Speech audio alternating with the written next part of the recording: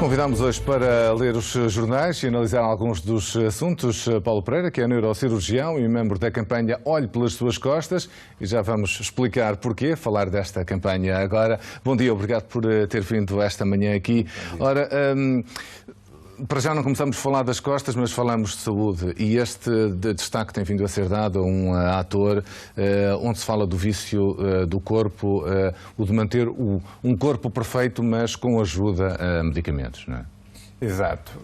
Aliás, é um bocadinho aproveitar esta notícia como um mote, porque hoje é uma tendência muito atual, não é? As pessoas procuram respostas rápidas, procuram soluções perfeitas para melhorar o seu corpo, para perder peso, para uma série de outras coisas, e muitas vezes não têm a mínima preocupação, acham que estas terapêuticas e que estas opções são inócuas, não é? E acho que é importante lançar este tipo de alertas, não é? Que de facto muitas destas coisas que nós ouvimos, não é? Podem fazer mal, não é? E ter consequências muito nefastas. Pergunto-lhe se há aqui um outro problema associado com isso, que é como há tanto produto hoje no mercado e tantas coisas que se fazem, a interação entre esses produtos às vezes pode ser perigosa também, não é? Por isso mesmo que às vezes se façam trabalhos até ou intervenções em clínicas de estética devidamente acompanhadas, por vezes, se não houver uma declaração correta daquilo que se está a tomar, pode haver reações adversas, não é? A interação medicamentosa é uma coisa que é conhecida há muito tempo, não é? Mas nós classicamente pensamos em medicamentos, não é? Quando nós pensamos em medicamentos propriamente dito, não é? Enfim, de uma maneira geral, quem prescreve tem muita atenção aos outros medicamentos que as pessoas estão a fazer. Agora, como diz, há cada vez mais pessoas a fazer, suplementos, coisas que viram na televisão, nos jornais, coisas que supostamente não são medicamentos, mas têm princípios ativos, não é? E esses princípios ativos podem realmente interferir muito com outras, com o metabolismo geral, não é? Muito bem. Avançamos para um outro assunto. Este era um grande destaque que vinha no Correio da Manhã e também está tratado nos Jornal Notícias, mas no público, grande destaque para o Brexit outra vez e para esta situação que está a acontecer agora no Reino Unido, que começa a ficar Reino Desunido mesmo. Não é? Exatamente. Um Reino desunido numa Europa desunida, não é?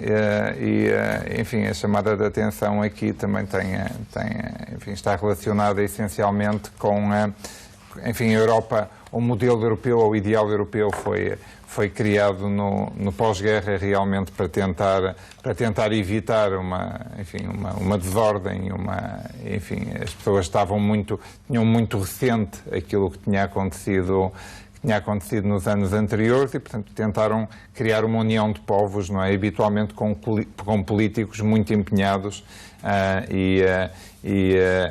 em criar esse ideal, não é? À medida que o tempo foi passando, acho que todos nos fomos apercebendo de que a Europa foi-se expandindo, se calhar tentou-se juntar um bocadinho coisas que seriam difíceis de juntar.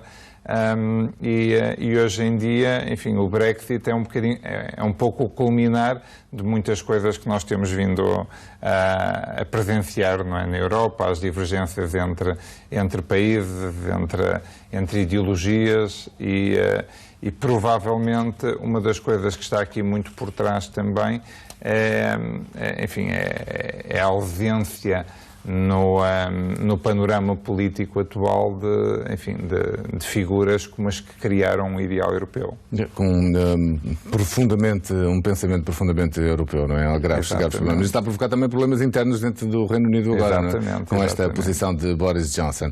Avançamos agora para uma outra notícia que vem no JN que escolheu e que tem a ver com a sinistralidade rodoviária em Portugal, que apesar de tudo de campanhas e de esforços, voltou a recrudescer, não é? E há aqui um problema grave, é que a maior parte, apesar de na notícia se falar de estradas, a maior parte dos acidentes e dos atropelamentos acabam por ser nas localidades. Isso é uma coisa curiosa, que também é uma chamada de atenção para este flagelo, porque os números são sempre impressionantes, mas o número de mortes é a ponta do iceberg, não é? Porque por cada pessoa que morre na estrada, há muitas outras que ficaram severamente limitadas, não é?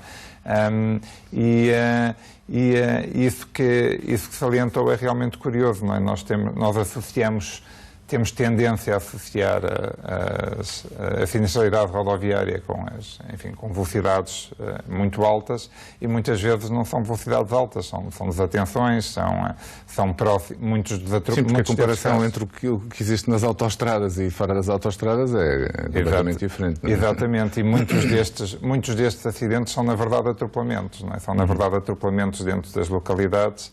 E a seguir a uma tendência decrescente do número de mortes na estrada na última década, de facto, nestes 2 últimos anos os números aumentaram e como disse, mais do que o número de mortos é tudo o que vem atrás. Não é? Apesar de tudo, estes números são grandes, não é algo que acabe por estar muito nos nossos debates públicos. Não é?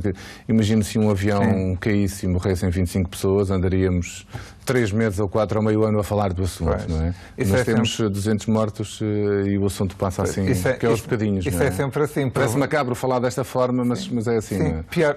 Provavelmente pior do que isso, se um clube grande perde 3 ou 4-0 com alguém, não é? Fala-se disso muito mais tempo, se calhar, do que deste tipo de problemas. Mas isso é verdade, não é? As notícias que chocam muito, não é? E que aparecem com estes grandes acidentes, que às vezes a repercussão em termos de mortalidade até é limitada, mas de facto chama muito mais a atenção e é muito mais mediatizada do que outras coisas. Aliás, um bocadinho como o que falamos logo da primeira notícia, não é? Um dos problemas também é que de facto se fala muito destes pseudomedicamentos e destas pseudociências, mesmo na comunicação social, não é? Mesmo na televisão e na rádio, há muitos anúncios sobre pseudomedicamentos, não é? Que provavelmente deveriam ser muito regulados, não é? Porque as pessoas têm tendência, enfim, se gostam daquele programa ou se gostam daquele apresentador e depois vem um anúncio, têm a tendência de achar que aquilo... Bem,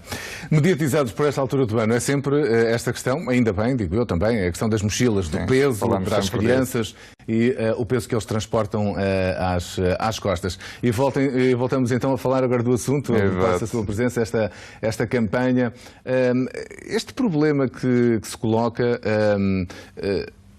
E a primeira pergunta que lhe coloco é esta: sabemos que as crianças têm e há problemas, mas depois agrava-se, ou seja, percebem-se na adolescência isto é efetivamente um problema, este problema vai-se agravando, os problemas nas costas. Nós não podemos, obviamente, enfim, encontrar aqui agora um bode expiatório e dizer que os problemas das costas quer da mochila, são das do mochilas, computador, ou quer de sentar assim ou daquela maneira, não é? Agora, o que nós sabemos é que há fatores de risco, não é? E como sabemos que, enfim, sei lá, por exemplo, que o tabagismo destrói muito o disco intervertebral e que fumar é mau porque em termos de patologia da coluna, também sabemos que atitudes incorretas, como estas que estão aqui, como esta que estamos aqui a conversar, não é? Como, enfim, o desenvolvimento físico, como a sobrecarga de peso, não é?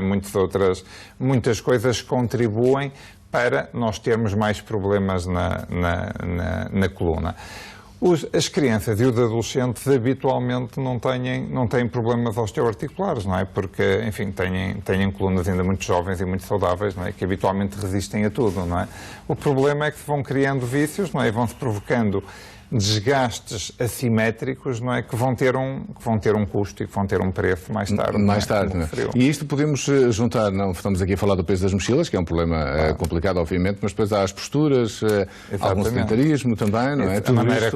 A maneira como estamos sentados, a maneira como estão nas aulas também, não é? Enfim, eu digo muitas vezes em relação às mochilas, de que, enfim, nós às vezes dizemos uma série de características técnicas que as mochilas deviam ter e como é que se devem pôr as coisas lá dentro, não é?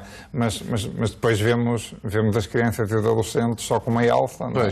Eu ia perguntar exatamente isso, ou seja, se é preciso insistir mais na forma, primeiro, nas mochilas, que mochilas e como é que elas devem ser colocadas, as alças, não é? Muitas vezes vejo as mochilas muito largas. como é que elas devem ser enchidas, né? Como é que se devem colocar os objetos lá dentro e também se há características próprias de mochilas que deviam ser tudo isto tem a sua importância, não é? Agora, eu diria que se tivesse que selecionar o ponto principal aqui é de facto o peso que vai lá dentro, não é? E também tem havido algumas campanhas, mesmo algumas iniciativas em termos de petições públicas, no sentido de reduzir o peso que as crianças e os adolescentes transportam, não é? E aqui há uns anos atrás fez uma campanha enorme em termos de, por exemplo, em termos de meios informáticos e daqueles computadores todos dos miúdos nas escolas, não é? Que na verdade não tiveram consequência nenhuma, não é? Os livros continuam a ser os mesmos, para cada disciplina há mais livros e mais um caderno de atividades e mais enfim. E, portanto, não adianta muito a mochila ser muito boa se depois eles transportam 20 quilos lá dentro quando a criança pesa 50, não é? Ou pesa 40, não é? Portanto, primeiro o peso, não é?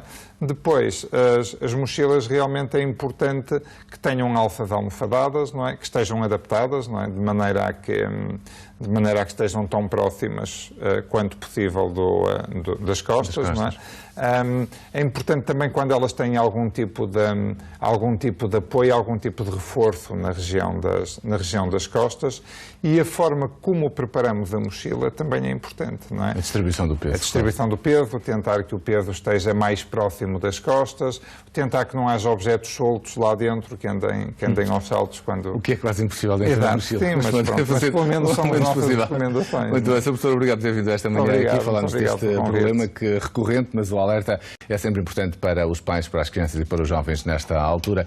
E também leu aqui, destacou alguns temas da imprensa desta manhã. Fazemos agora um intervalo, voltamos já com mais notícias do dia. Até já.